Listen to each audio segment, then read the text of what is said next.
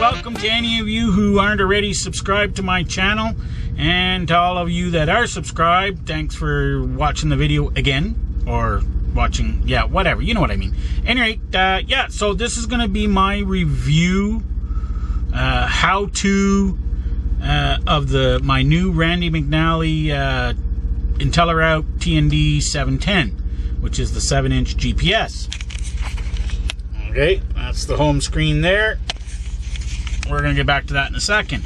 All right, so now I've decided that we're going to probably do this over a couple of weeks, 2-3 weeks. There is just so much in this GPS. It's absolutely incredible. I don't think it's just how much they've packed into this is amazing. I've never seen a GPS be able to do all this. Now, I'm sure some of you say, oh, the Cobra can do this and that and blah, blah, blah, and the PC Miler one can do most of this. But I just love the layout of this thing. I've sat in the stores and I've played around with the PC Miler one. I've played around with the Cobra one. And this one, I don't know, it just seems to me to be just a little bit more user-friendly.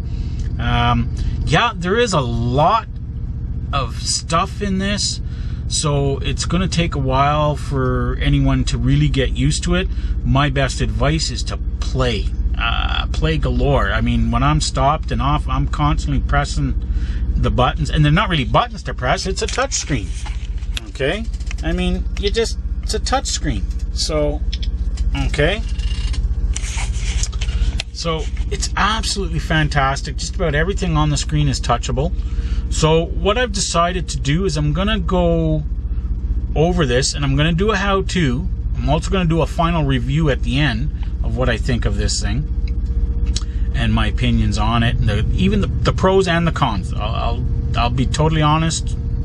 You know, I'm not going to hold back. So, and this is not a paid product placement or whatever. This is just me doing this. So hopefully Rand McNally doesn't get pissed at me for doing this. So, any rate, yeah. So we're going to do this over a few weeks, just because there is so much to know. So anyways, this is the start of part 1. Oh, and guys, GPS is not an excuse for laziness, okay? I've talked to a few guys, they actually rely on the GPS for their trip planning, and I don't understand how you can do that, because you can't really get into it as far as everything that you need to see and know. Like, I still have my laptop with my mapping program. I use Streets and Trips. A lot of you already know that. And so when I get a new customer, excuse me, I look in advance at where I've got to go there. I use the GPS as a guide, and that's all the GPS really should be used as, is a guide to help you get down the road, to find your turns, etc., etc. You should already know roughly where you got to turn, what highways you got to take. What's great with, you know, what I use the GPS for, and this is my opinion only, is to see when my turn's coming up. Yeah, I'll program it in, etc., and I'll find out if, you know, they're just telling me to turn somewhere where I don't think I should turn or whatever. So, and you can manipulate the GPS to go where you want it to go too. So, anyway, yeah, so the GPS should be a guide, not your main source of trying to plan your trip. You know, you should be trip planning either through a map or mapping software that you have on your computer, because most guys have a laptop nowadays, and not relying on this. What's great about this particular one is all the added bonuses and features to making planning your trip that much easier. You can use it, like I said, as an assistant. Finding truck stops, rest areas, gas stations, repair shops, knowing where you are, what mile marker you are if there's no mile markers around, seeing what exit's coming up, blah, blah, blah, blah, blah. The list goes on and on and on and on and on and on. All right, so talking enough here. Let's get on with the show. Starting you guys off. Okay, hopefully this is going to turn out okay without too much glare. Oops, and without me leaning on my city horn. Thank God it's a weak horn. Okay, so when you first get it up and everything running, it's going to show off duty, empty, whatnot. Okay, so this you can do manually. It takes a little while to get used to doing this. It's just an assistant. Don't rely on this for your logs, guys. Okay, so first thing you do is going to go to truck tools. You're going to go to truck info. Your load hazmat. What's your empty weight? What's your loaded weight, your height, your width, okay? The length of your trailer. And I just leave ETA adjustment at okay, so it's just set at your basic settings, okay? So once that's all set in, now it knows, you know, basically what you're doing there. Okay, also back here, you can go to preferences. You want to make sure vehicle type is on truck and not car, so it'll route you correctly, okay? You're going to set your yard time zone, because a lot of you guys have to log on your yard time, okay? Hopefully the glare on this isn't too bad. The sun's starting to come down around front here, so we might have to wait till it gets dark again here to do it, okay? Custom POIs, which is point of interests. Point of interest icons I've got off because it's for the car one, and the truck point of interest icons on, okay? Now you've got your different alerts here where you can set it to let you know when you're going 5 miles an hour over the speed limit. You can pick just about anything you want, okay, to set it up. And if you go all the way off down, then it turns it off.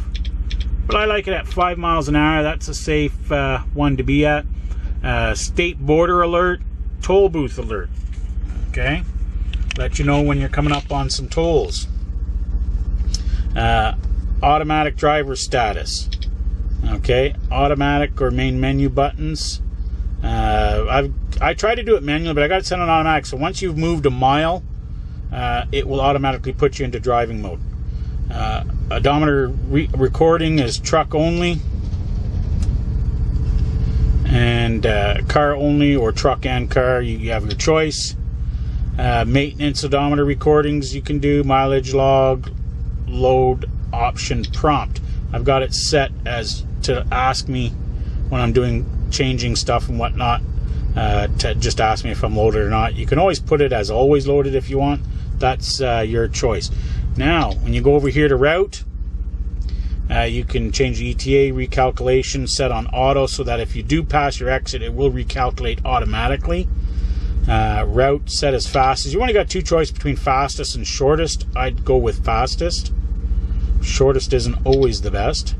Tollways, I've got it set as avoiding, just because our company doesn't like to use tolls whenever possible. Sometimes you just can't avoid it. Freeways allow, of course. Don't want it to do U-turns, ferries, cross-country borders, meaning between Canada and US. I've got it set. I've got it to avoid dirt roads, allow tunnels, and then you've got your avoid list. And right now I've got nothing on there, obviously. So now you've got your device where you can adjust the brightness. Now I really like this. Day mode, you've got 5 different settings. I keep it on the brightest because I like to be able to see, especially when the sun's shining. But the night mode one, and I'll show you when it gets darker, this thing's fantastic, I find. The different adjustments you have on it, okay? Day night map color, which is basically, you can always set it just to stay always day or always night. Automatic means when it gets to a certain dimness for the daytime, it will automatically switch to the night view. I've got the auto zoom off right now, because you know when you're coming off at an off ramp or whatever, it'll automatically zoom in as you slow down. It adjusts as by your speed, and you can have it at different settings there. You can play with keyboard, computer query. I don't really understand this one. I'm not going to play with it. I'm just leaving it at the default. Screen click, which is basically every time you press on it, it makes a clicking noise. Pretty simple, eh? Now you can change your voice to Samantha or Tom. I just left it on Tom. Samantha, I've heard her voice. She's not very sexy sounding anyways. She sounds like a 300-pound linebacker, and I really don't want to think that thought. Of course, your language, you've got a choice between English, Spanish, and French. Units, US standard. I just leave it in US even when I cross into Canada for most of the time. You can choose a 24-hour clock. The car icon, you can change the color. Your truck icon, you can change the color too, and I've set it to show at my my company's colors. And you can also do different ones here. You can even make yourself a Apache helicopter, an eagle. Well, that's kind of cool looking. Oh, a truck with multicolor. I like that. I didn't even notice that one before, guys. A horse. I don't know why you'd make yours, unless you're Amish with a GPS, you might want the horse. Motorcycle for your motorcycle enthusiasts. 4x4. You know, smaller truck. A snail. Another type of truck. Rocket truck. The shuttle. Sports car.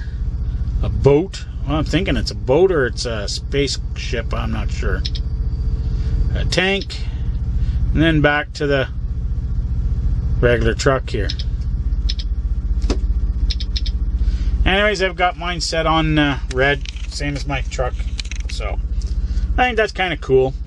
You can change your route color. You know, when you punch in whatever you're doing, you can change it to any one of these colors. I just leave it on blue. This is something good to go through for you guys. You can go through the tutorial tips when you're parked one time.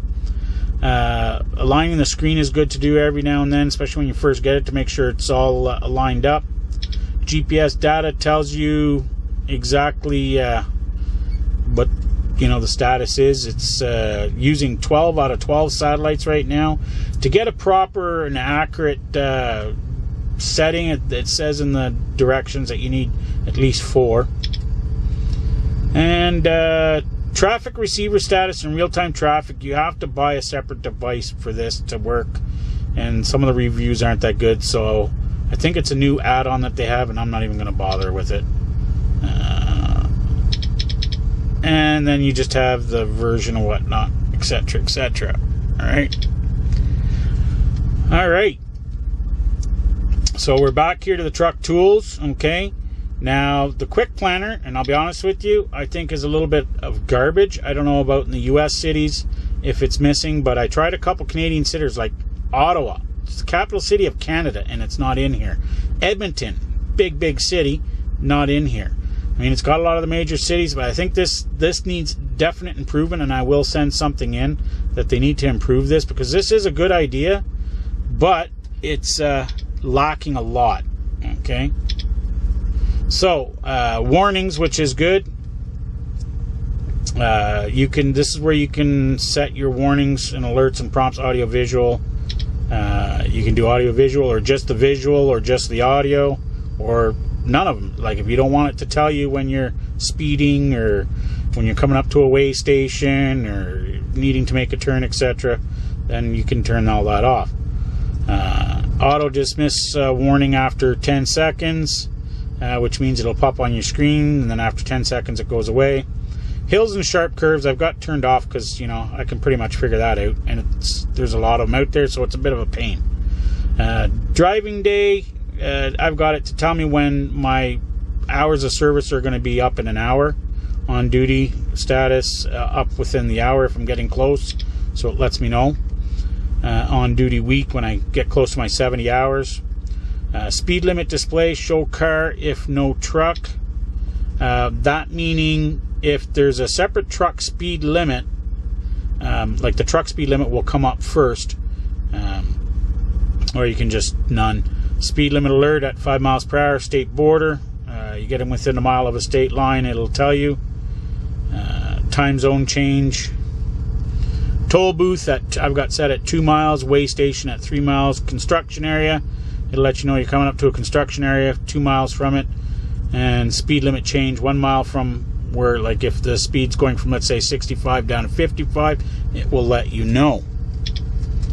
Okay, so we're trying to get through this part of the GPS, fairly quickly here. This is part 1 for this week. I'm going to do a part 2 for this week also, so there's going to be 2 up there. And then next week, whatever I'm missing, I'll try to get some more.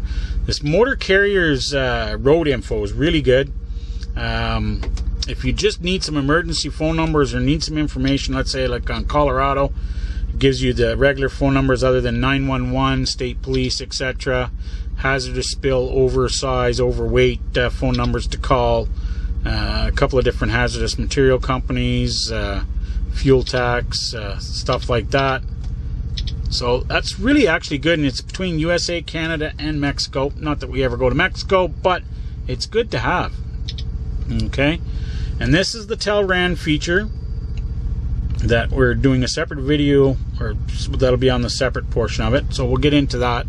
And then you just got a couple of down there calendars, so you can write down certain events if you need to. Notepad just to make yourself some notes. You do need to convert between kilometers and miles per hour. It says 1.61, but I actually think it's 1.62, so I'm going to send a note into Rand McNally on that one. And then of course a little calculator should you need one. And that's about it for that. Oh, then we got the timers and logs. Now this logs will go here. It just keeps track of your monthly inputs. The trails I haven't 100% figured out, so we'll get to that another time. Timers, guys, do not use this as an exact for your logging, okay? You still have to do your logs, whatever. This is just to give you a rough idea of what you, because this counts down, okay?